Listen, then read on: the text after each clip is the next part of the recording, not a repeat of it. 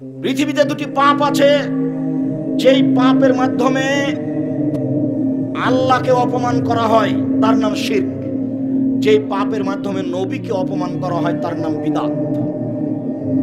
পৃথিবীতে দুটা পাপ আছে যার নিজস্ব ক্ষমতা আছে। শিরক করলে অতীতের নেকি নষ্ট হয়ে যায়, বিদআত করলে ইবাদত কবুল হয় না। বিদআত করলে ইবাদত কবুল হয় না। বিদআত করলে ইবাদত কবুল হয় না। বিদআত করলে ইবাদত কবুল হয় না।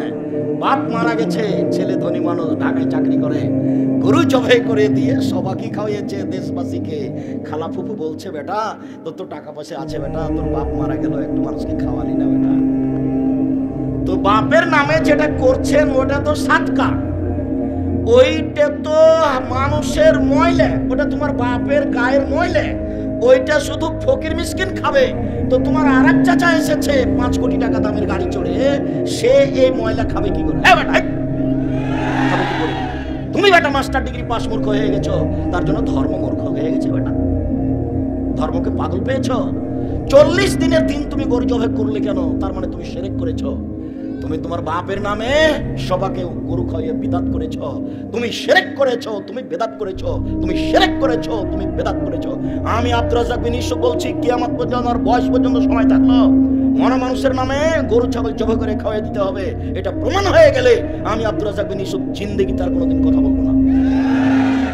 বাপ মরে গেছে, কিছুই যদি বলতে না পারো তাহলে বলবে আল্লাহ আমার বাপকে ক্ষমা করো। এটাই তোমার বাপের জন্য অনেক। কিছুই যদি জানা না থাকে তো কবরের পাশে গিয়ে বলবে আসসালামু আলাইকুম, আল্লাহ তুমি আমার বাপকে ক্ষমা করো, এটাই অনেক। আর যদি পারো তো ফকির মিসকিনকে টাকা দাও, আর যদি পারো তো অসহায় মানুষকে কাপড় কিনে দাও, আর যদি পারো তো ভালো আকীদার প্রতিষ্ঠানে একটু পানির ব্যবস্থা করে দাও। দুইটা পথ, একটা মুখে দোয়া, একটা হলো অর্থের দান।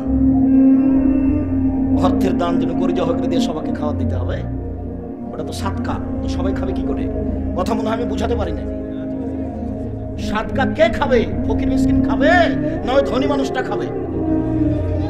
রাসূল সাল্লাল্লাহু আলাইহি সাল্লাম একদিন রাস্তা দিয়ে হাঁটছিলেন, একটা খেজুর পেয়ে নিয়েছেন, তখন বলছেন লাউলা আন্নী আখাফু আন তাকুনা মিনাস সাদাকা লাকানতু। ও খেজুর, যদি আমার সন্দেহ না হতো যে তুমি সাদকার হতে পারো তাহলে আমি মুহাম্মদ সাল্লাল্লাহু আলাইহি সাল্লাম তোমাকে খেয়ে নিতাম, কিন্তু আমার সন্দেহ হচ্ছে যে তুমি সাদকার খেজুর হতে পারে, আমি এই জন্য তোমাকে খাচ্ছি। হুসাইন রাদিয়াল্লাহু তাআলা সাদকার খেজুরের পাশে বসেছিলেন, একটা খেজুর মুখে দিয়ে দিয়েছেন। আল্লাহর নবী লাফ দিয়ে উঠে বলছেন লেদরা কিক কিক, অমন করে হাতে আঙ্গুল মুখের ভিতরে ঢুকিয়ে খেজুর বের করে ফেলছে। তুমি জানো না আমার সারতা? তুমি জানো না ইন্না লা নাকুলু সাদকা, আমরা সাদকা খাই না। আরে আমি তো খাই না, আমার বংশ খায় না, আমার বংশ তো খায় না। আমাদের বাড়িতে যে কাজ করে সেও খায় না, তার উপরে হারাম। সাদকা হচ্ছে মানুষের ময়লা। আমি মুহাম্মদ সাল্লাল্লাহু আলাইহি ওয়াসাল্লাম সাদকা খায় না, আমার বংশ সাদকা খায় না, আমার বাড়ির কাজের লোকে সাদকা খায় না। সাদকা হচ্ছে মানুষের ময়লা। হোসেন, তুমি সাদকা মুখে দিলে কেন? তোমার মুখের ভিতরে আঙ্গুল ঢুকিয়ে তোমাকে বমন করে আমি সাদকা বের করে ফেলে দিলাম। হাদিস বুখারী মুসলিম। আর তোমার চাচা 5 কোটি টাকা গাড়িতে চড়ে এসেছে, তাকে তোমার বাপকে গরু জবাই করে খাওয়াইলে। বেটা পাগল হয়ে গেছে, ধর্ম বোকা হয়ে গেছে। ফরিদপুরে এসে, মাগুরাতে এসে ধর্ম পাগল হয়ে গেছে। সাবধান থাকুন, যা বলছি সেই কথার 19-20 করা অসম্ভব। তবে আমি মানুষ, দীর্ঘ 30 বছর থেকে আমি কোনোদিন অপ্রয়োজনীয় বক্তব্য বলিনি। দীর্ঘ 30 বছর থেকে আমি কোনোদিন মানুষের কাছে পথ খরচ পাথর চাইনি। যদি কোনোদিন প্রমাণ হয়েছে যে আব্দুল রাজ্জাক সাহেব পথ খরচ পাথর চেয়েছিল, সেদিন থেকে আমি জাতির সামনে কথা বলবো না। দীর্ঘ 30 বছর থেকে আমি কোনোদিন আমার পরিচয় দিইনি। যে বিজ্ঞাপন পোস্টারে লিখে দিবেন যে আমি অমুক অমুক, আমি পরিচালক এই, এটা যদি কেউ প্রমাণ করে দিতে পারে আমি জাতির সামনে কথা বলবো না। আমাকে যখন চাপ দিয়ে বলেছে যে কি লিখবো কাগজে, তখন আমি বলেছি আমার নাম আব্দুর রাজ্জাক আর আমার বাপের নাম ইউসুফ, বাপ বেটা মিলে আব্দুর রাজ্জাক বিন ইউসুফ। এর চেয়ে আমি বেশি বলিনি। বেশি প্রমাণ হয়ে যায় যদি আমি কথা বলবো না জাতির সামনে। আল্লাহে আল্লাহর কসম, আল্লাহে আল্লাহর কসম, আল্লাহে আল্লাহর কসম, আপনাকে আমি ধর্মের নামে ফাঁকি দিতে আসবো। বিদআত নেকির কাজ। এই যে করলেন, বাপের নামে গরু জবাই করে দিলেন, এটা বিদআত। নির্ধারিত দিনে করলেন, এটা শিরক। ওই দিনে করলেন কেন? ওই দিনে কি আছে? শিরক বেদাত দুইটা পাপের নিজস্ব ক্ষমতা আছে। শিরক বেদাত দুটাই মানুষের ধারণায় নেকির কাজ। গাড়িটা মাগুরা থেকে ছুটেছে ঢাকা যাবে, বারবার কন্ট্রাক্টরকে বলছে, ড্রাইভার মাজারে 10টা টাকা দাও গো, মাজারে 10টা টাকা দাও। মানে ড্রাইভারের মাথায় কাজ করছে যে মাজারে 10টা টাকা দিলে গাড়িটা অ্যাক্সিডেন্ট হবে না। তার মানে মাজার তার গাড়িকে রক্ষা করতে পারবে। মাজারে যে কি হয়েছে সেটাই বোঝে না, আগে পিটিয়ে একাকার করে দিল মনে হয়। আর এখানেও ঢং দেখাচ্ছে যে মাজারে টাকা দিলে রক্ষা হবে। মাজারে কে আছে আপনি নিজেই তো জানেন না। মাজারে যে আছে সে বেঁচে গেছে, তার কি প্রমাণ আপনার কাছে? একজন সাহাবী, মহিলা সাহাবী উসমান ইবনে মাজুনের প্রশংসা করেছিলেন, খুব পরহেজগার মানুষ দেখে। তখন রাসূল সাল্লাল্লাহু আলাইহি ওয়াসাল্লাম বলছেন, আল্লাহে, আল্লাহর কসম, তুমি একজন মহিলা মানুষ একজন মানুষের প্রশংসা করলে কিভাবে? আমি জানি না বিচারের মাঠে আমার সাথে কি করা হবে। লা আদরি মা ইউফালু বি, আমি মুহাম্মদ সাল্লাল্লাহু আলাইহি ওয়াসাল্লাম বলতে পারছি না বিচারের মাঠে আমার সাথে কি করা হবে, আর তুমি তার প্রশংসা করে দিলে। মানে ওর সাথে আল্লাহ কি করবে আমি তো বলতে পারছি না, অথচ উনি একজন সাহাবী, আপনার পীরের চেয়ে কয়েক কোটি গুণ উপরে আছে। একজন সাহাবীর প্রশংসা করতে দিলেন আল্লাহ নবী যে আমার কি হয় সেটা আমি জানি না, আর আপনি ওই পীরের মাজারে গিয়ে সিজদা করলেন আর অনেক কিছু চাইলেন, হয়ে গেল। আপাতত সংক্ষিপ্ত শিরকের 2-1টা বাক্য শেষ করলাম। অনেক শিরক এদেশের মাটিতে আছে। তামার বালা, তামার আংটি, বালা, ঘড়ি জাতীয় বালা যদি এখনো হাতে থাকে, অষ্টাধাতুর আংটি, তাহলে খুলে দিবেন। যদি রাখা অবস্থায় মারা যান তাহলে জাহান্নাম হবে, আর খুলে দিয়ে মারা গেলে জান্নাত হতে পারে, আশা করা যায়। কোনো প্রকার আংটি, কোনো প্রকার মাদুলি, কোনো প্রকার বালা, কোনো প্রকার তাবিজ নিয়ে সকাল করবেন না, এই বৈঠক থেকে দাঁড়াবেন না, আগে খুলে ফেলে দেন। যদি এখনই মরে যান জান্নাত হতে পারে ইনশাআল্লাহ। আপনি শিরক মুক্ত অবস্থায় মারা যাবেন। রাসূল সাল্লাল্লাহু আলাইহি ওয়াসাল্লাম বলছেন, ইনজাহা, এই বালা খুলে ফেলো, ওলাইন মুত্তা, তুমি যদি মারা যাও, এ আলাইকা, এই বালা যদি তোমার হাতে থেকে যায়, মাফলা দাই আমল কিয়ামা, তাহলে তুমি বিচারের মাঠে জান্নাত পাবা না, তোমার জন্য জাহান্নাম হবে। কোন প্রকার বালা মালা এগুলো সব রাখা হবে না, যাতে সুবিধা হয়, যাতে হাতের ব্যথা ভালো হয়।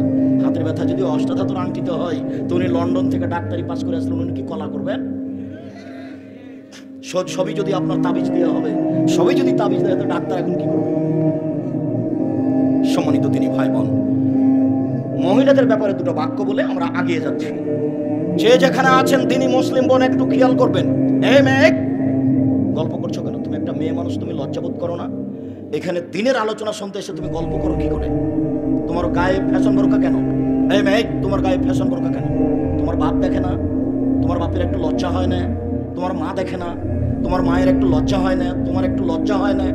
তোমার গায়ে ফ্যাশন বোরকা কেন?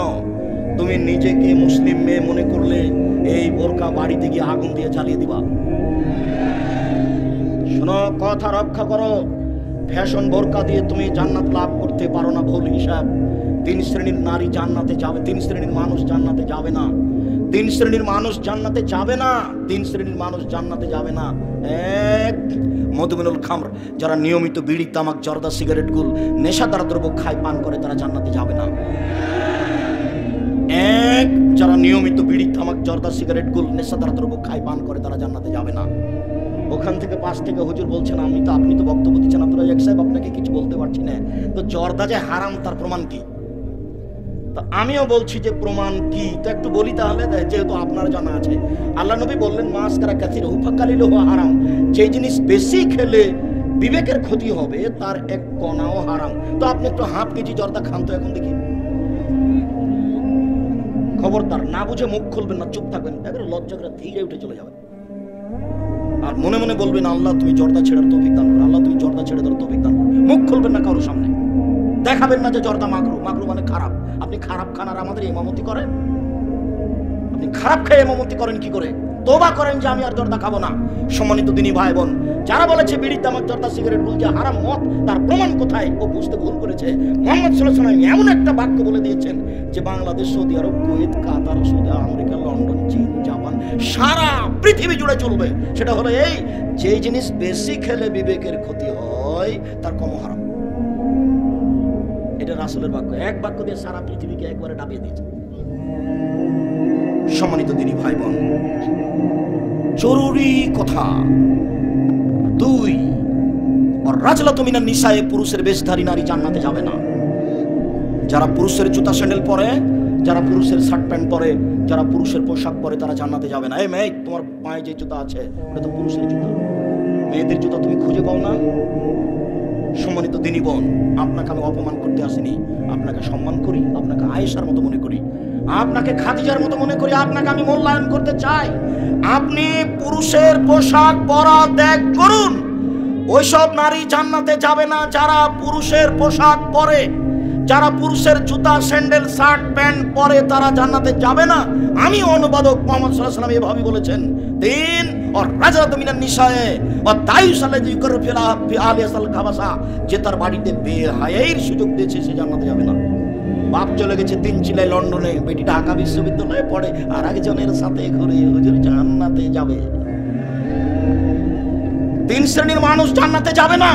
তার এক শ্রেণীর মানুষ হচ্ছে যার বাড়িতে বেহায়াই আছে, যার স্ত্রী ইসলামী পোশাক পরে রাস্তাঘাটে বের হয় না, যার মেয়ে ইসলামী পোশাক পরে রাস্তাঘাটে চলে না, সেই দায়ুস তাকে জাহান্নামে যেতে হবে। হজ করলেও, তাহাজ্জুদ পড়লেও, চিল্লা দিলেও কোনো পথ নেই। বিচার বিচার, আর যেদিন বিচার হবে সেদিন কেউ কথা বলতে পারবে না। আল ইয়াউমা লা তামলিকু নাফসুন লিনাফসিন শাইআ ওয়াল আমরু ইয়াউমাইযিন লিল্লাহ।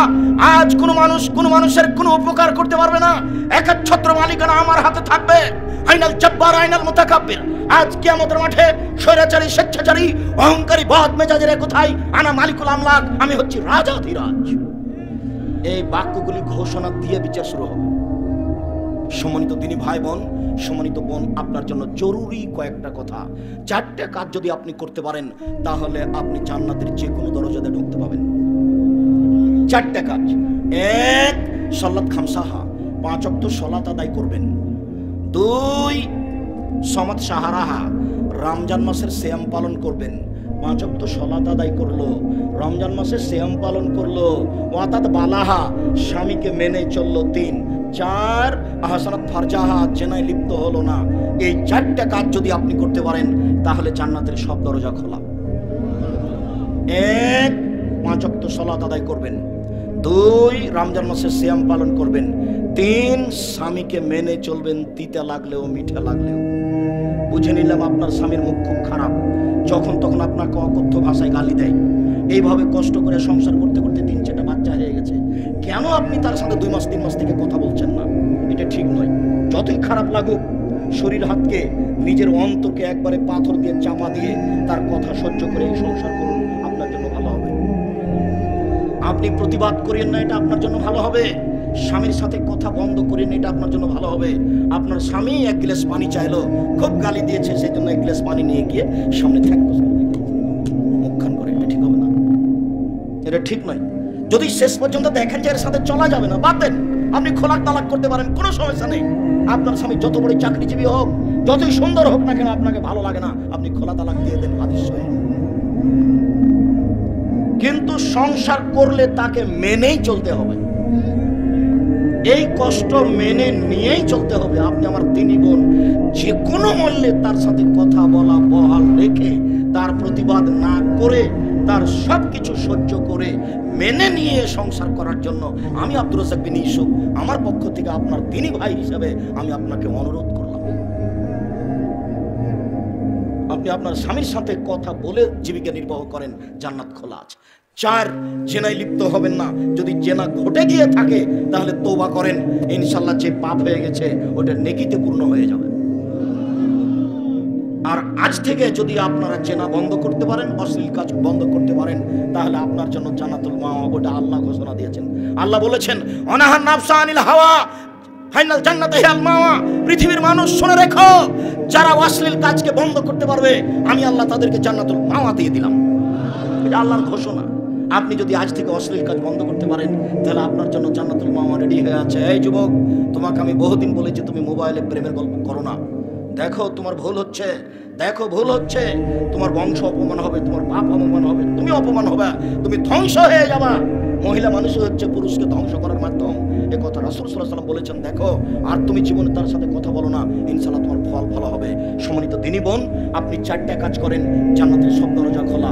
আর 3টে আল্লাহ রাসূল বলছেন, শহীদ নবীগণ জান্নাতে যাবেন, শহীদ জান্নাতে যাবে, সত্যবাদী জান্নাতে যাবে, মহিলারা জান্নাতে যাবে। সিরিয়াল আপনি 4 নম্বরে আছেন। তবে আপনার ব্যাপারে একটা কথা আছে, স্বামীর সাথে কথা বললে হাসি মুখে বলে, 1। 2, স্বামী আদেশ করলে পালন করে। 3, স্বামী যখন বাড়িতে থাকে না তখন নিজেকে হেফাজতে রাখে, কারোর সাথে মোবাইলে গল্প করে না, দেবর ভাসুরের সাথে গল্প জমায় না, এই বাড়ি ওই বাড়ি চলে যায় না। এই 3টা কাজ করে যে নারী, সে নারী সিরিয়ালে আছে। 1, নবীগণ জান্নাতে যাবেন। 2, শহীদগণ জান্নাতে যাবেন। 3, সত্যবাদীরা জান্নাতে যাবে। 4, মহিলারা জান্নাতে যাবে। মহিলারা কারা? যাদের 3টা গুণ আছে। 1, স্বামীর সাথে কথা বললে হাসি মুখে বলে। 2, স্বামী আদেশ করলে পালন করে। 3, স্বামী যখন বাড়িতে থাকে না তখন নিজেকে গুটিয়ে হেফাজতে রাখে।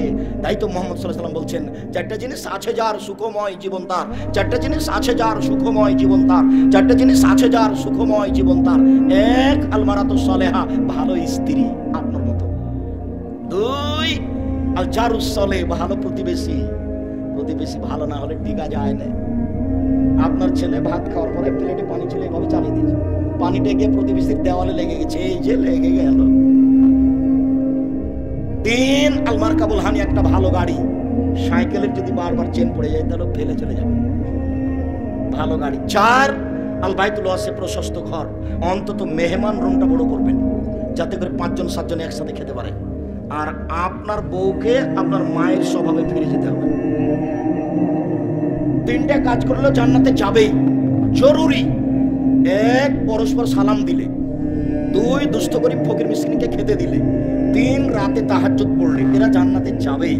তো আপনার স্ত্রীকে আমি আপনার মায়ের স্বভাবে ফিরে যেতে কেন বলছি? আপনারা ছিলেন 10 ভাই বোন, আপনার বাপ মা 12 জন, আপনাদের বাড়িতে ছিল 2 জন কিষান কামলা 14 জন, আর আপনার বাপের স্বভাব ছিল মসজিদ থেকে ফকির ধরে আনা, 2 জন ফকির নিয়ে এসেছে রাতে, 16 জন। এতগুলি মানুষের ভাত রান্না করতেন আপনার মা ঢেঁকিতে ধান ভেঙে, কোনো সমস্যা হয়নি। আর আপনার স্ত্রী যেখানে শুয়ে আছে ওখানে ফ্রিজ আছে, তরি তরকারি আছে, খালি একটু গরম করলেই হয়। আপনি রাতে মেহমান নিয়ে এসেছেন মসজিদ থেকে ধরে নিয়ে এসে বলছেন, খালেদা একটু উঠো তরকারি গরম করে দাও। হ্যাঁ, তুমি জায়গা পাও না, তুমি মেহমান নিয়ে এসেছো রাত্রে, হোটেলে খাওয়ারি নিতে পারলাম। একদিন ধমক দিলে আর আনতে পারবেন না, সাহস হবে না। সেদিন দেখলেন যে মসজিদের কোনায় একটা লোক বসে আছে, ধরে নিয়ে গেলেন, ধরে নিয়ে গিয়ে বউ খুব ধমক দিল। আর একদিন মসজিদ থেকে যাচ্ছেন যে কোনো একটা লোক বসে আছে, তখন মনে মনে বলছেন, আরে নিয়ে যাবো না, নিয়ে যাবো না, তো কঠিন। আর ওই সময় আপনার মায়ের বয়স 80 বছর, ওইদিকে শুয়েছিল, তাড়াহুড়া করে এসে বলছে, থাকবে না বৌমাকে উঠেছে না বেটা, আমি তরকারি গরম করে দিচ্ছি, তুই মেহমানকে খাওয়া। 80 বছর বয়স আপনার মায়ের। শুনুন, আমি বউ তালাক দিতে বলিনি, তবে দেখে শুনে পরিবর্তন করতে হবে, এই কথাই ঠিক। কেননা আপনার স্ত্রীকে আপনার মায়ের স্বভাবে ফিরে যেতে হবে। ভুলেও কোনোদিন 150 চাল রান্না করবেন না, 200 করবেন না। আপনার মা 1 কেজি 5 কেজি করতেন, আপনি হাফ কেজি 1 কেজি করবেন। সারাদিন মেহমানে খাবেন, আপনারা খাবেন, ফকিরে খাবেন, রাতে গরুতে খাবেন। 150 কেন চাল রান্না করলো আপনার স্ত্রী? দুপুরে মেহমান এসছে, তখন স্ত্রী বলছে, কি করবে এইটুকু ভাত যদি দিই মেহমানকে তো তাহলে শেষ হয়ে যাবে। এক কাজ করো, চানাচুর বিস্কুট দেবি দেখে দাও। দুপুরে চানাচুর বিস্কুট দিতে হবে। বউকে মায়ের স্বভাবে ফিরে যেতে হবে, জরুরি ঘোষণা। আপনার জন্য একটা কথা বলে আমরা আলোচনায় চলে যাচ্ছি। স্বামী হিসাবে 5টা কাজ করতে হবে। 1, আদেবা মাতা এমতা, যে মানের খাচ্ছ বউকে সে মানের খাওয়াবা। 2, ফাকসো মাত্তা সাইতা, যে মানের কাপড় পরো বউকে সে মানের পরাবা। 3, অলা তুকাব্বে, বউকে কখনো কটু কথা বলবা না, বউকে মারতে হবে না, বউকে গালি দিতে হবে না, বউকে নিন্দা করতে হবে না।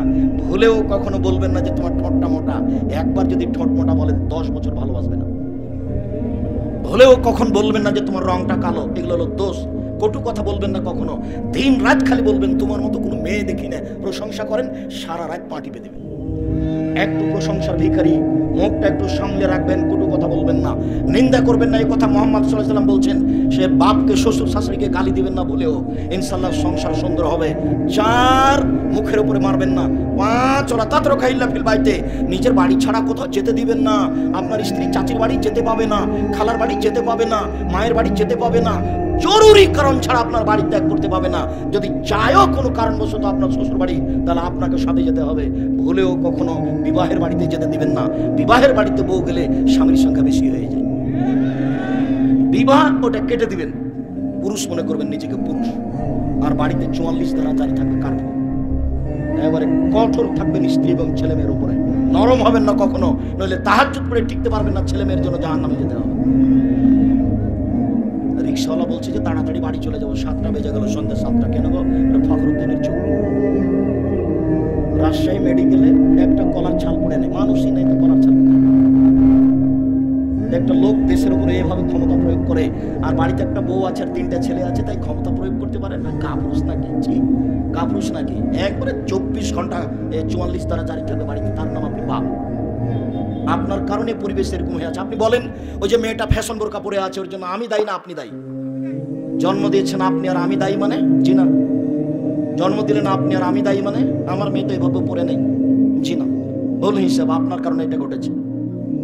আর আপনার স্ত্রী ওর ছোট ভাইয়ের সাথে এসেছে, আপনার ছোট ভাইয়ের সাথে এসেছে, আপনার কারণে এসেছে। আপনি কাপুরুষ। আপনার ভিতরে কোনো পুরুষত্ব বলে কোনো জিনিসই নাই। আপনার গায়ে একটুকু রক্ত নেই, সব বুঝ।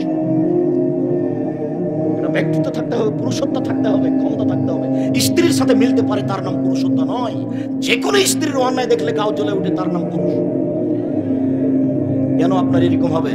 জরুরি প্রয়োজন ছাড়া আপনার স্ত্রী বাড়ি ত্যাগ করতে পারবে না, তার নাম আপনি পুরুষ। মনে রাখবেন, এই 5টা জিনিস আপনার জন্য আর 4টে জিনিস আপনার স্ত্রীর জন্য। মহান আল্লাহ বলেন, এই ছেলে,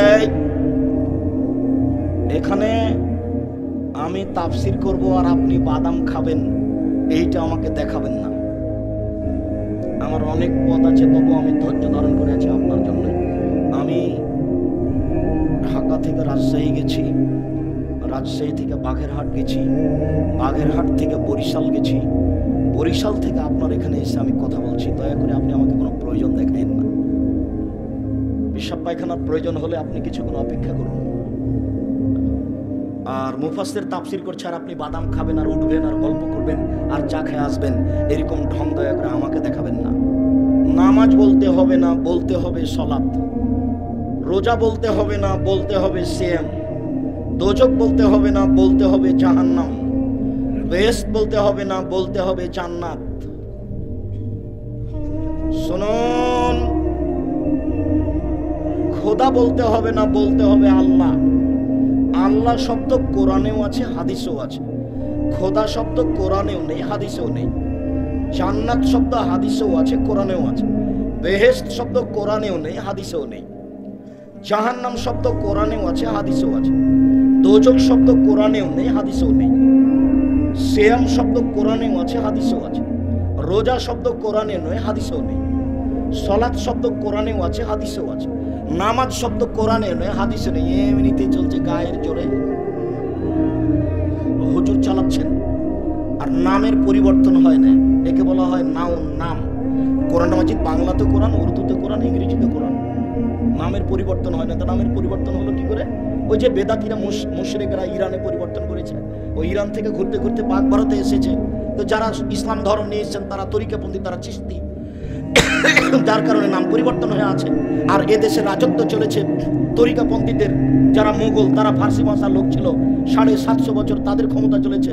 তারা চলে গেলে এদেশে ক্ষমতা দেখেছে ইংরেজদের 190 বছর। তারা চলে গেলে এদেশে ক্ষমতা প্রয়োগ করেছে পাকিস্তান থেকে এসে শিয়া, মিস্টার জিন্নাত শিয়া, মিস্টার লিয়াকত আলী শিয়া, নবাব সিরাজউদ্দৌলা শিয়া। যার কারণে এদেশে শিয়াদের প্রভাব আছে। সবার কাছে তো বিকৃত ধর্ম আপনি ঠিক পাবেন কোথায়? লেখক বই লিখেছে, কি করলে কি হয়, কি করলে ছাই হয়, কিছুই হয় না। কোথায় কোথায় বইয়ের হাত লাগালে বউ বলে তালাক হয়ে যায়। এটা হলো বই, বই লেখা আছে। কেমন যে ধর্ম হয়ে গেল দুনিয়াতে হুজুরের জন্য। আজকে যদি আপনি মিথ্যা বক্তব্য নোট করেন হুজুরের, তাহলে জাল হাদিস হবে কয়েক লক্ষ। আগে থেকে জাল হাদিস বানানো আছে প্রায় 3 লক্ষ। আপনি যে একটা হাদিস মুখস্থ করেছিলেন, উতলুবুল ইলম ওয়ালাউ কানা বিসিন, শিক্ষার যদি চীন যেতে হয় তবু যাও, এটা রাসূলের কথা না, এটা মিথ্যা কথা। হুব্বুল ওয়াতান মিনাল ঈমান, দেশকে ভালোবাসতে ঈমানের অঙ্গ, এটা রাসূলের কথা না, এটা মিথ্যা কথা। আদম আলাইহিস সালাম ভারত থেকে হজ করতে গেছেন 60,000 বার, তাহলে 60,000 বছর বয়স। না হলে 60,000 বছর 60,000 বার হজ করবেন কি করে? এটা সব অহেতুক কথা। সম্মানিত দ্বীনি ভাই বোন, আল্লাহ তাআলা সালাত আদায় করার জন্য আদেশ করেন। ওযু করে সালাত আদায় করতে হয়। পানি নেই, তায়াম্মুম করে সালাত আদায় করতে হবে। মাটি নেই, বিনা ওযুতে বিনা তায়াম্মুমে সালাত আদায় করতে হবে। কিবলার দিকে মুখ করে সালাত আদায় করতে হয়। কিবলা বোঝা যায় না, কিবলা ছাড়াই সালাত আদায় করতে হবে। দাঁড়িয়ে সালাত আদায় করতে হয়, দাঁড়িয়ে থাকা যায় না। বসে থেকে সালাত আদায় করতে হবে, বসে থাকা যায় না, শুয়ে থেকে সালাত আদায় করতে হবে। শত্রুরা তাড়া দিয়েছে, দৌড়িয়ে চলে যাচ্ছেন, এই দৌড়ানো অবস্থাতেই সালাত আদায় করতে হবে। গাড়িতে উঠে আছেন, শিকল ধরে আছেন, মানুষে ভিড়ে ঠেলে ঠেল মানে না, এই সময় সালাত আদায় করতে হবে। পরিষ্কার কাপড় পরে সালাত আদায় করতে হয়, পরিষ্কার কাপড় নেই, যেই কাপড়ে পেশাব পায়খানা লেগে আছে ওই কাপড় পরেই সালাত আদায় করতে হবে। পরিষ্কার অপরিষ্কার কোনো কাপড়ই নেই, কারণবশত আপনি উলঙ্গ হয়ে আছেন, এই উলঙ্গ অবস্থাতে নামাজ পড়তে হবে, পড়তেই হবে। তাই আমি বলেছি, আফগানিস্তানে, ইরাকে, মুসলিম দেশে মার্কিন সৈন্য ঢোকে, মুসলিম মহিলাদেরকে উলঙ্গ করে তাদের চোখের সামনে হাঁটতে বলে। এই সময়ে যদি সলাতের টাইম হয়ে যায় তাহলে উলঙ্গ অবস্থাতে এই মহিলাকে সলাত আদায় করতে হবে, করতেই হবে। পৃথিবীতে এমন কোনো পরিস্থিতি নেই যে পরিস্থিতিতে সলাত আদায় করতে হবে না। মানুষের জীবনে সবচেয়ে গুরুত্বপূর্ণ কাজ হলো সলাত আদায় করা। মানুষের জীবনে এর চেয়ে কোনো গুরুত্বপূর্ণ কাজ পৃথিবীতে নেই। বিরল ভিন্ন ধরনের ইবাদত হলো সালাত। সালাত এমন একটা ইবাদত যার উপরে নির্ভর করে অন্যান্য ইবাদত। সালাত এমন একটা ইবাদত যার উপরে নির্ভর করে অন্যান্য ইবাদত। আব্দুর রাজাক সাহেব বলেছেন যে ইবাদতের জগতে সবচেয়ে দামি ইবাদত সিয়াম। আব্দুর রাজাক সাহেব বলেছেন সিয়াম রোজা থাকলে আল্লাহ খুব বেশি সন্তুষ্ট হন, সবচেয়ে দামি ইবাদত। এ কথা ঠিক, তবে যদি সালাত না থাকে তাহলে সিয়ামকে এভাবে কেটে দিবেন, এটা বাতিল। ইবাদতের জগতে সবচেয়ে শক্তিশালী পাওয়ারফুল ইবাদত হলো দান। দানের চেয়ে শক্তিশালী ক্ষমতাধর ইবাদত পৃথিবীতে নেই। আপনি যদি দান করেন তাহলে আল্লাহর রাগ মিটে যাবে, আল্লাহ আপনাকে জাহান্নামে দিবেন সিদ্ধান্ত নিয়ে আছেন। আপনি 500 টাকা দান করলেন, তখন আল্লাহ বলছেন আচ্ছা আচ্ছা ঠিক আছে, নরম হয়ে গেছে দানের ক্ষমতা। আপনার মায়ের কবরে শাস্তি হচ্ছে, আপনি 5000 টাকা দান করলেন, কবরের শাস্তি বন্ধ। আমি বলিনি, এই কথা মুহাম্মদ সাল্লাল্লাহু আলাইহি ওয়াসাল্লাম বলেছেন। রাসূল সাল্লাল্লাহু আলাইহি সাল্লাম বলেন, পানি যেমন আগুনকে নিভাতে পারে, দান তেমন পাপকে নিভাতে পারে। বিচারের মাঠে যারা দান করবে তারা দানের ছায়া তলে থাকবে, যতক্ষণ পর্যন্ত বিচার চলবে ততক্ষণ পর্যন্ত দানের ছায়া তলে থাকবে। আমি অনুবাদক, মুহাম্মদ সাল্লাল্লাহু আলাইহি সাল্লাম এভাবে বলেছেন। পৃথিবীতে সবচেয়ে শক্তিশালী ক্ষমতাধর ইবাদত হলো দান। এরপরেও যদি সালাত না থাকে তাহলে আল্লাহ দানের মতো ইবাদতকে কেটে দিবেন। এক ফোঁটা চোখের পানি আল্লাহর কাছে সবচেয়ে প্রিয়। এক ফোঁটা চোখের পানি, আল্লাহর ভয় আল্লাহর কাছে যত প্রিয়, কোন ইবাদত আল্লাহর কাছে তত প্রিয় নয়। রাসূল সাল্লাল্লাহু আলাইহি সাল্লাম বলেন, লা ইয়ালিজার রাজুলুন নারা বাকা মিন খাশিয়াতিল্লাহ হাত্তা ইয়ালিজাল লাবানু ফি দারে। গাভীর বাট ওলান থেকে চাপ দিয়ে দুধ বের করে ভিতরে ঢোকানো যায় না যেমন, আল্লাহর ভয়ে কাঁদে যে সে জাহান্নামে যাবে না তেমন। গাভীর বাট ওলান থেকে দুধ বের করে ভিতরে ঢোকানো যায় না যেমন, আল্লাহর ভয়ে কাঁদে যে সে জাহান্নামে যাবে না তেমন। আল্লাহর ভয়ে এক ফোঁটা চোখের পানি আল্লাহর কাছে অনেক অনেক অনেক প্রিয়, বিনিময় জান্নাত। কিন্তু সালাত যদি না থাকে তাহলে ইবাদতকে আল্লাহ কেটে দিবেন, ইবাদত টিকবে না, কোনো ইবাদতই টিকবে না। সালাত এমন একটা ইবাদত যার উপর নির্ভর করে অন্যান্য ইবাদত। অতএব সালাত আদায় করতেই হবে যে কোনো মূল্যে। সম্মানিত দিনী ভাই বোন, যারা সালাত আদায় করে না তারা কেমন? যারা সালাত আদায় করে না তারা কাফের। রাসূল সাল্লাল্লাহু আলাইহি সাল্লাম বলেন, মান তারাকা সালাত মুতাআম্মিদান ফাকাদ কাফারা। কেউ যদি ইচ্ছাকৃত সালাত ছেড়ে দেয় তাহলে সে কাফের হয়ে গেল। রাসূল সাল্লাল্লাহু আলাইহি সাল্লাম বলেন, বাইনাল আবদি ওয়া বাইনাল কুফরি তারকুস সালাহ। মুসলমান এবং কাফেরের মধ্যে পার্থক্য হচ্ছে সালাত ছেড়ে দেওয়া। আসহাবে মুহাম্মাদিন সাল্লাল্লাহু আলাইহি সাল্লাম লা ইয়ারা তারকু কুফরুন গায়রা সালাহ। নবীর সাহাবীগণ সালাত ছাড়া অন্য কোনো ইবাদত ছেড়ে দিলে কাফের মনে করতেন না। কেউ যদি সিয়াম রোজা না রাখতো তাহলে সাহাবীগণ বলতেন বড় পাপী, তবে কাফের বলতেন না। কেউ যদি যাকাত না দিত সাহাবীগণ বলতেন বড় পাপী, তবে কাফের বলতেন না। কেউ যদি সালাত আদায় না করত তাহলে সাহাবীগণ বলতেন এরা কাফের। রাসূল সাল্লাল্লাহু আলাইহি সাল্লাম বলেন, উমিরতু কাতালান নাস হাত্তা ইয়াকুলু লা ইলাহা ইল্লাল্লাহ ওয়া ইউকিমুস সালাহ। আমাকে আদেশ করা হয়েছে যে আমি লা ইলাহা ইল্লাল্লাহ বলতে বাধ্য করব এবং সালাত আদায় করতে বাধ্য করব, পিটিয়ে মারব না হয় মরব। আমাকে আদেশ করা হয়েছে পিটিয়ে আমি সালাত আদায় করাবো। এই হাদিসের ভিত্তিতে ইমাম আহমদ ইবনে হাম্বল বলেন, কেউ যদি সালাত আদায় না করে তাহলে তাকে হত্যা করতে হবে। এই হাদিসের ভিত্তিতে ইমাম আবু হানিফা রাহিমাহুল্লাহ বলেন, কেউ যদি সালাত আদায় না করে, অলসতা করে, তাকে জেলখানায় বন্দি করে পিটিয়ে সালাত আদায় করাতে হবে। এই হাদিসের ভিত্তিতে আরবি বিদ্বানগণ বলেন, স্বামী নামাজ পড়ে স্ত্রী পড়ে না, স্ত্রী পড়ে স্বামী পড়ে না, তাহলে বিবাহ কেটে গেছে। চেয়ারম্যান লাগে না, মেম্বার লাগে না, খাতা কলম লাগে না, বিবাহ এমনি হয়ে গেছে। তারা আরো বলেছেন, নামাজ পড়ে না এমন কোন ব্যক্তি মারা গেলে তার কবর মুসলমানের কবরস্থানে হবে না, ওকে ফেলে দিতে হবে শ্মশান ঘাটে। এই কথা আরবি বিদ্বানগণ এখন বলছেন। তাহলে সালাত আদায় না করলে মানুষের অবস্থা কি হয় তা আমাদের কাছে স্পষ্ট। পরের সংক্ষিপ্ত কথা, সালাত আদায় করে কিন্তু রাসূলের পদ্ধতিতে করে না, তাহলে কি হয়? মহান আল্লাহ বলেন, ফাওয়াইলুল লিল মুসাল্লিন, যারা সালাতে অমনোযোগী, ঠিকঠাক করে সালাত আদায় করে না, ওরা ওয়াইল নামক জাহান্নামে যাবে। সালাত আদায় করার পরেও জাহান্নামে যাবে। রাসূল সাল্লাল্লাহু আলাইহি ওয়াসাল্লাম বলেন, আসওয়া সারিক মা ইয়াসরিকু মিন সালাতিহি, সবচেয়ে খারাপ চোর যেই সালাত চুরি করে। সাহাবীগণ বলেন, বুঝতে পারলাম না মানুষ সালাত কিভাবে চুরি করে। রাসূল সাল্লাল্লাহু আলাইহি ওয়াসাল্লাম বললেন, মালা ইতিমরকু হলো সুজুদাহা, যে ব্যক্তি রুকু সিজদা ঠিকমতো আদায় করে না সে হলো সালাত চোর। আব্দুল্লাহ ইবনে শাকিক রাদিয়াল্লাহু তাআলা আনহু বলেন, হুযায়ফা রাদিয়াল্লাহু তাআলা আনহু একটা লোককে দেখলেন রুকু সিজদা ঠিকমতো করলো না, রুকুতে গেছে উঠে গেছে, রুকুতে গেছে উঠে গেছে, সিজদাতে গেছে লাফ দিয়ে উঠে গেছে। এই আপনার ইমামের মতো খালি গেল আর আসল, গেল আর আসল, আপনার ইমাম যেমন করে। তো হুযায়ফা রাদিয়াল্লাহু তাআলা আনহু বললেন, মাশাআল্লাহ, এই লোকটা সালাত আদায় করেনি, এই লোকটার সালাত হয়নি। আরো বললেন, লোকটা যদি মারা যায় তাহলে মুসলমান অবস্থায় মারা যাবে না, অথচ সালাত আদায় করেছে। একটা লোক মসজিদে ঢুকে সালাত আদায় করে আল্লাহ রাসূলকে সালাম দিল, তখন আল্লাহ রাসূল বলেন, সাল্লে ফাইনাকালাম তুসাল্লে, তুমি সালাত আদায় করো, তুমি করনি। লোকটি আবার সালাত আদায় করে আল্লাহ রাসূলকে সালাম দিল, আল্লাহ রাসূল বলেন, সাল্লে ফাইনাকালাম তুসাল্লে, তুমি সালাত আদায় করো, তুমি সালাত আদায় করনি। লোকটি আবার সালাত আদায় করে আল্লাহ রাসূলকে সালাম দিল, তখন আল্লাহ রাসূল বলেন, সাল্লে ফাইনাকালাম তুসাল্লে, তুমি সালাত আদায় করো, তুমি সালাত আদায় করনি। তখন লোকটি বলছে, আল্লিমনি কাইফা উসাল্লি, কিভাবে সালাত আদায় করতে আপনি বলে দেন, এর চেয়ে আমি ভালো করে সালাত আদায় করতে পারবো না। ঘটনা হলো এই যে আল্লাহর নবী তাকে বললেন না, হ্যাঁ সালাত আদায় করেছো তবে খুব একটা ভালো হয়নি, এই কথা বলেননি। বললেন যে তুমি সালাত আদায় করনি, অথচ লোকটা কয়বার সালাত আদায় করেছে? তিনবার। আর আপনি বলছেন অত নিয়ম কানুন বাদ দেন তো, নিচে বাঁধু খাত আর উপরে বাঁধু খাত, দেখেন যে নামাজটা পড়ছে কিনা। সরাসরি বুখারী মুসলিমের হাদিসের বিরোধী এই কথা। বল হিসাব, সালাত একজনের নিয়মে পড়তে হবে যার নাম মুহাম্মদ সাল্লাল্লাহু আলাইহি সাল্লাম, তাছাড়া আপনার সালাত হবে না, এই কথাই চূড়ান্ত। সম্মানিত দ্বীনী ভাই বোন, সালাত 3 ভাগে বিভক্ত। ওযু হচ্ছে 1 ভাগ, রুকু হচ্ছে 1 ভাগ, সিজদা হচ্ছে 1 ভাগ।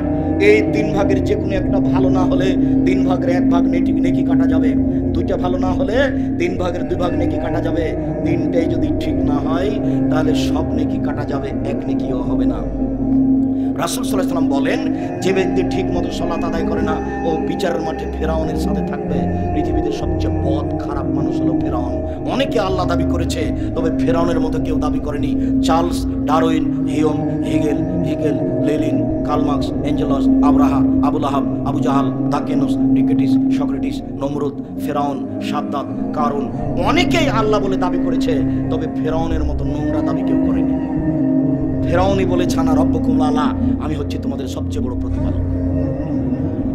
ফেরাউনই বলেছে, লাইনিত্তাখাযতা ইলাহান গায়রি লাজালান্নাকা মিনাল মাসজুনিন, মুসা আমাকে বাদ দিয়ে অন্য কাউকে আল্লাহ বললে আমি তোমাকে জেলখানায় বন্দী করে দিব। ফেরাউনই বলেছে, মাআলামতু লাকুম মিন ইলাহিন গায়রি, মুসা আমি ব্যতীত তোমাদের আর কোনো আল্লাহ আছে এ কথা আমি জানি না। যখন ওই মিশর জাদুঘরে ঢুকলাম, তখন আর একজন সাথে আছে মাহমুদ। ঘুরছি, আমি বলছি, মাহমুদ এগুলো দেখে হবে না, ফেরাউন কোথায় আছে সেখানে চলো। আল্লাহু আকবার, এরকম করবেন না। আল্লাহু আকবার, এরকম করবেন না। কাঁধ সামনাসামনি, আল্লাহু আকবার, এই যে কাঁধ সামনাসামনি বা কানের লতি সামনাসামনি, আল্লাহু আকবার, একটু উঁচু। হাতের আঙ্গুলগুলি জমা থাকবে, হাতের তালু কেবলামুখী থাকবে, কাঁধ সামনাসামনি থাকবে। থুথির নিচে নিয়ে আসবেন না, আল্লাহু আকবার। কান ধরবেন না, আল্লাহু আকবার, এরকম করবেন না। কানের লতিতে ঠেকাবেন না, আল্লাহু আকবার। ডান হাত বাম হাতের কবজির উপরে রাখেন, তারপর বুকের উপরে রাখেন হাদিস 3টি সহিহ, 4টি সহিহ নাভির নিচে রাখেন 3টি জয়ীফ হাদিস। কিভাবে আমল করবেন সেটা আপনার ব্যাপার। এবার বুকে হাত বেঁধে আপনি বলুন, আল্লাহুম্মা বা'id বাইনি ওয়া বাইনা খাতায়ায়া কামা বা'adta বাইনাল মাশরিক ওয়াল মাগরিব, আল্লাহুম্মা নাক্কিনি মিনাল খাতায়া কামা ইয়ানক্কা আস-সাবুল আবিজু মিনাদ দানাস, আল্লাহুম্মা আগসিল খাতায়ায়া বিল মাই ওয়াস সালজি ওয়াল বারাদ। হে আল্লাহ, তুমি আমাকে আর আমার পাপকে অত দূরত্বে করো, পূর্ব পশ্চিমকে তুমি যত দূরত্বে করেছ আল্লাহ, তুমি আমার পাপকে ধুয়ে পরিষ্কার করে দাও, যেমন ভাবে সাদা কাপড়কে ময়লা থেকে ধুয়ে পরিষ্কার করা হয়। আল্লাহ, তুমি আমার পাপকে বরফ দিয়ে ধুয়ে দাও, তুমি আমার পাপকে তুষার দিয়ে ধুয়ে দাও। এই কথা বলার পরে আপনি বলুন, আউযু বিল্লাহি মিনাশ শাইতানির রাজিম, বিসমিল্লাহির রহমানির রহিম। মারদুদ বিতাড়িত শয়তান থেকে বাঁচতে চাচ্ছি আল্লাহর নিকটে, পরম দাতা দয়ালুর নামে আরম্ভ করছি। আলহামদুলিল্লাহি রাব্বিল আলামিন, বিশ্বজগতের প্রতিপালকের প্রশংসা। আর রহমানির রহিম, তিনি হচ্ছেন পরম দাতা দয়ালু। মালিকে ইয়াউমিদ্দিন, তিনি হচ্ছেন বিচার দিনের মালিক। ইয়াকা না'বুদু, একমাত্র তোমার ইবাদত করি। ওয়া ইয়াকা নাস্তাঈন, একমাত্র তোমার কাছে সাহায্য চাই।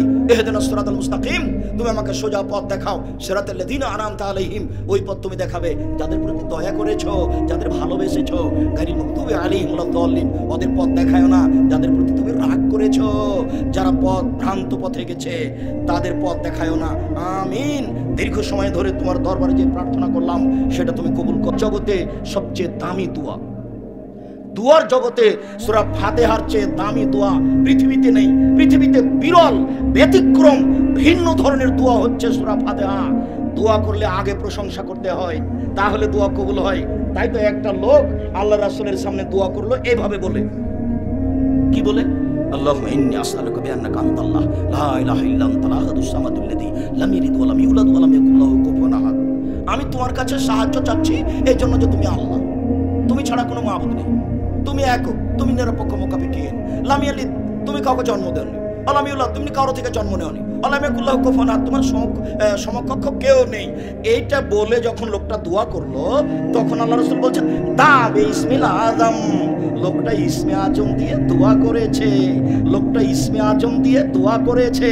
এই ইসমে আজম দিয়ে দোয়া করলে যা বলে সেটা দিয়ে দেওয়া হয়, যা চায় সেটা মেনে নেওয়া হয়, যা চায় সেটা দিয়ে দেওয়া হয়, যে কথা বলে সেটা মেনে নেওয়া হয়। ইসমে আজম দিয়ে দোয়া করলে যা চায় তা দিয়ে দেওয়া হয়, যেটা বলা হয় সেটা মেনে নেওয়া হয়। কেন? এখানে আল্লাহর প্রশংসা আছে।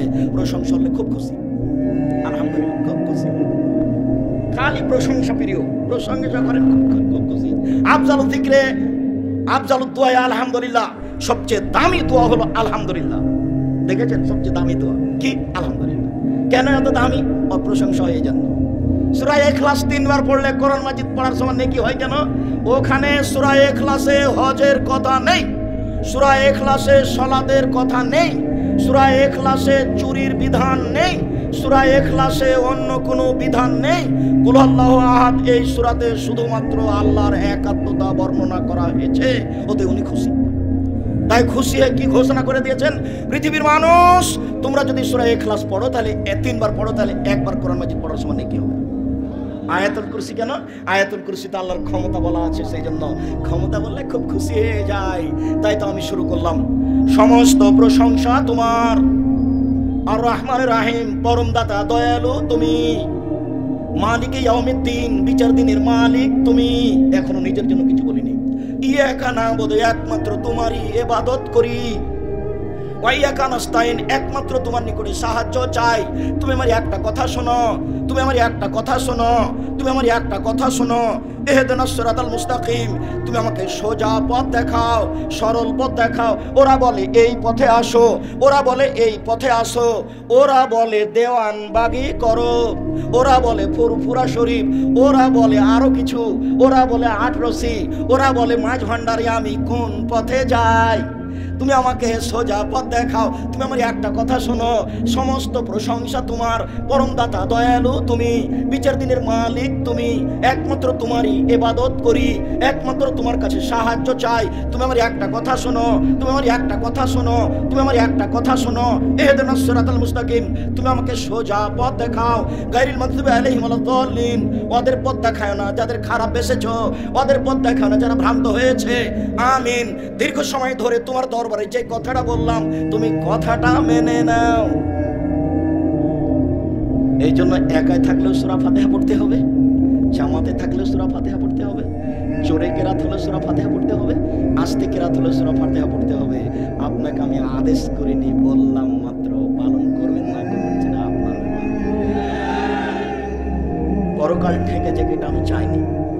আমার জীবনে কোনোদিন আমি কোনো মাযহাবকে নিয়ে আলোচনা করিনি। যখন আমাকে জিজ্ঞাসা করা হয়েছে যে মাযহাব মানা কেমন, তখন আমি বলেছি বিচারের মাঠে যদি ইমাম আবু হানিফা রাহিমাহুল্লাহকে আল্লাহ বলেন যে আবু হানিফা তুমি কি কাউকে তোমাকে মানতে বলেছিলে, তখন যদি ইমাম আবু হানিফা রাহিমাহুল্লাহ বলেন না না না না না আমি কাউকে মানতে বলিনি, আমি কাউকে মানতে বলিনি, তাহলে আপনার কি হবে?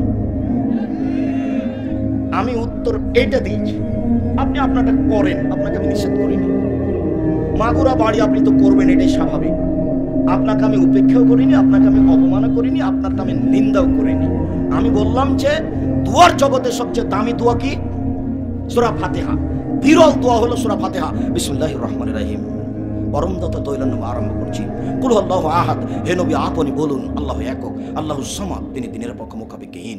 লাম ইয়ালিদ, তিনি কাউকে জন্ম দেননি। ওয়ালাম ইউলাদ, তিনি কারো থেকে জন্ম নেননি। ওয়ালাম ইয়াকুল লাহু কুফুওয়ান আহাদ, তার সমকক্ষ কেউ নেই। আল্লাহু আকবার বলে হাতটা খুলে দিবেন। ওই পর্যন্ত উঠাবেন। বুখারী, মুসলিম, আবু দাউদ, নাসাঈ, তিরমিজি, ইবনে মাজাহ, বাইহাকী, তারমিজি, দাইলামি, দারিকুতনি, ইবনে হিব্বান, ইবনে আওয়ানা, মুসনাদ হাকিম, মুসনাদ বাজার, মুসনাদ আহমদ, যত হাদিস গ্রন্থ আছে প্রায় 400 জন সাহাবী থেকে এই হাদিস আছে। আপনি উঠাবেন না উঠাবেন তার আপনার ব্যাপার। এইভাবে উঠিয়ে আল্লাহু আকবার বলে হাতটা উঠিয়ে ছেড়ে দিয়ে রুকুতে যাবেন। আমার দিকে চেয়ে থাকেন। রুকুতে যাবেন তখন পিঠটা একবার লম্বা হয়ে থাকবে, লম্বা হয়ে থাকবে, মাথা উঁচুও হবে না নিচুও হবে না, পিঠের হাতটা সোজা হয়ে থাকবে, মধ্যেখানে এরকম বাঁকা হবে না, আর আঙ্গুলগুলো খুলে খুলে হাঁটুকে চেপে ধরে থাকবেন। এরকম মাথা করবেন না উপর দিকে, মাথা একটু নিচু করবেন না। পিঠের উপরে গিলাস রাখলে যেন গিলাস থেকে যায়, এভাবে সোজা করে রাখবেন পিঠটাকে। আর কোমর থেকে সামনের জন্য হাতের উপরে থাকবে। আপনি বলবেন সুবহান রাব্বিল আযীম, সুবহান রাব্বিল আযীম, যতবার ইচ্ছে আপনি বলুন। সুবহান কুদ্দুসুন রব্বুল মালায়েকাতুর, তুমি পাক, তুমি পবিত্র, তুমি ফেরেশতার প্রতিপালক, তুমি জিবরাইলের প্রতিপালক। আপনি বলতে পারেন সুবহানাকা আল্লাহুম্মা রাব্বানা ওয়া বিহামদিকা আল্লাহুম্মা ইগফিরলি, হে আল্লাহ তোমার প্রশংসা সহকারে তোমার পবিত্রতা বর্ণনা করছি, তুমি আমাকে ক্ষমা করো। আপনি বলতে পারেন সুবহানাজিল জাবরুতি ওয়াল মালাকুতি ওয়াল কিবরি ওয়াল আজমা, যতবার ইচ্ছা আপনি বলতে থাকেন, যতবার ইচ্ছে। আপনি যখন ইমাম আছেন তখন বেশিক্ষণ থাকবেন না, আর যখন আপনি একাই পড়ছেন তখন সূরা বাকারা পড়ার সমান থাকে না, আপনার ব্যাপার। এবার আপনি বলতে বলতে এবার উঠে আসেন সামি আল্লাহু লিমান হামিদা, একবারে সোজা হয়ে দাঁড়িয়ে থাকবেন, সোজা হয়ে হাতে পর্যন্ত উঠিয়ে ছেড়ে দিবেন, দিয়ে বলতে থাকবেন রব্বানা লাকাল হামদ হামদান কাসীরান তাইয়িবান মুবারাকান ফি। আমার প্রতিপালকের প্রশংসা, খুব তার প্রশংসা, মঙ্গলময় তার প্রশংসা, বিলাস সামাওয়াতে, আকাশ পরিমাণ প্রশংসা, মিলাল আরজ, জমিন পরিমাণ প্রশংসা, মিলামা বাইনাহুমা, আকাশ জমিনের মধ্যে যে ফাঁকা আছে সেই পরিমাণ প্রশংসা, মিলামা শাইতা মিন শাইইন বাদ। এরপরে তুমি যত চাও তত তোমার প্রশংসা, তুমি যে কত চাও তা তো জানি না, যত চাও তত। দাঁড়িয়ে দাঁড়িয়ে বলার পরে এবার আপনি সিজদায় চলেন, এক খেয়ালে একবারে পাথরের মতো সোজা হয়ে দাঁড়িয়ে থাকবেন। চট করে আপনি সিজদায় যাবেন না, গেলে সালাত হবে না। এবার সিজদায় চলেন। উমির তানাসুদ আলা সাবাদে আজাম, আমাকে 7 হাড়ের উপরে সিজদা করতে আদেশ করা হয়েছে। নাক কপাল 1, 2 হাত 3, 2 হাঁটু 5, 2 পায়ের বৃদ্ধাঙ্গুল 7, এই 7 হাড়ের উপরে সিজদা করতে বলা হয়েছে।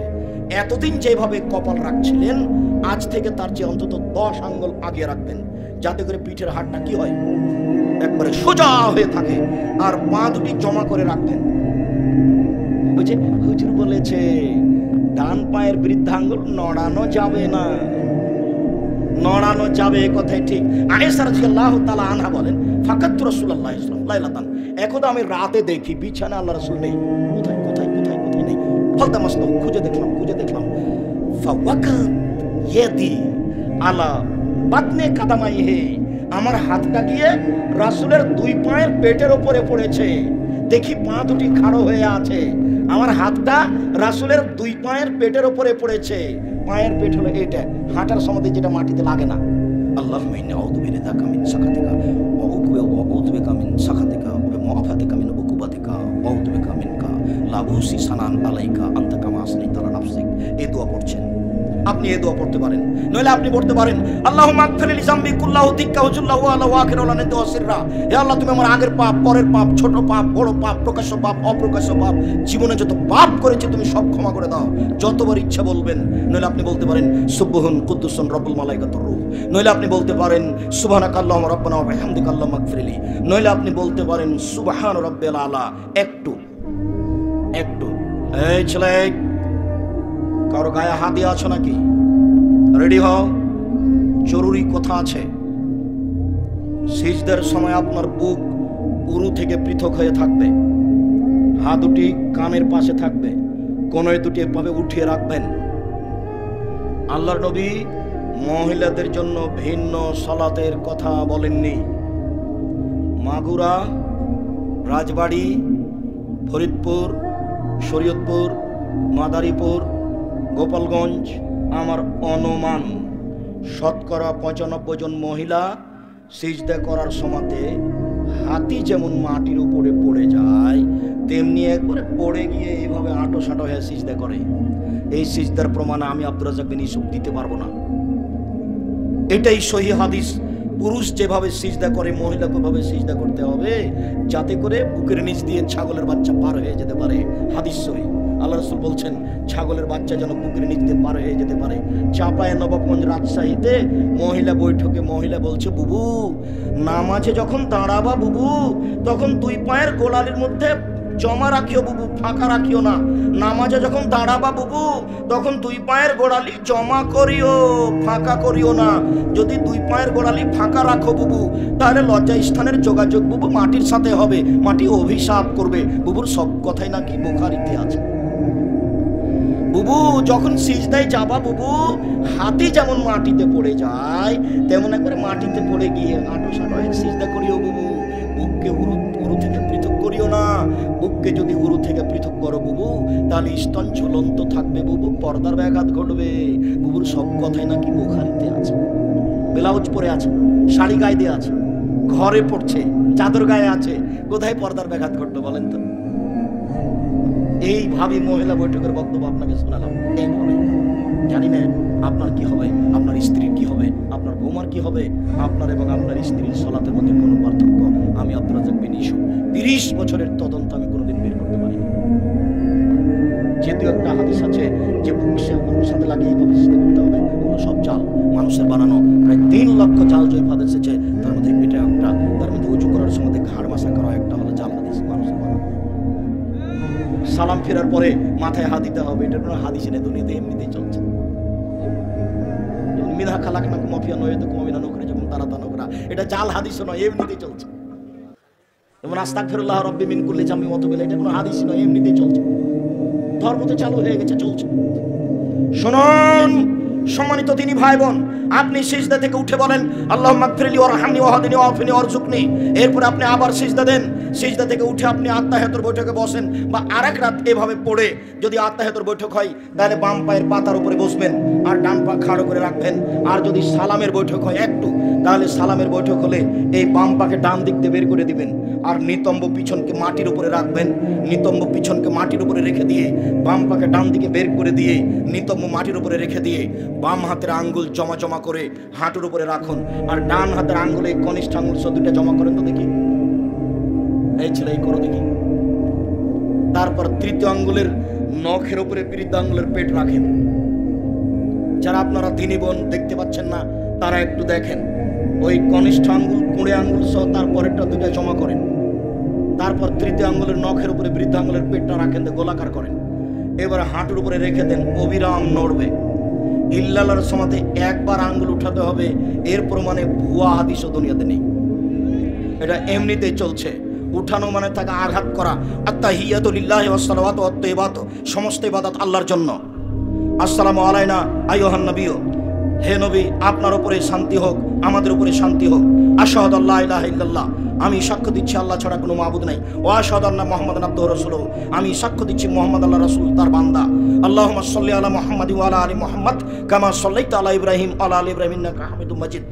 হে আল্লাহ তুমি মুহাম্মদ সাল্লাল্লাহু আলাইহি ওয়াসাল্লাম এবং তার পরিবারের প্রতি শান্তি অবতীর্ণ করো, যেমনভাবে ইব্রাহিম আলাইহিস সালাম এবং তার পরিবারের প্রতি শান্তি অবতীর্ণ করেছো।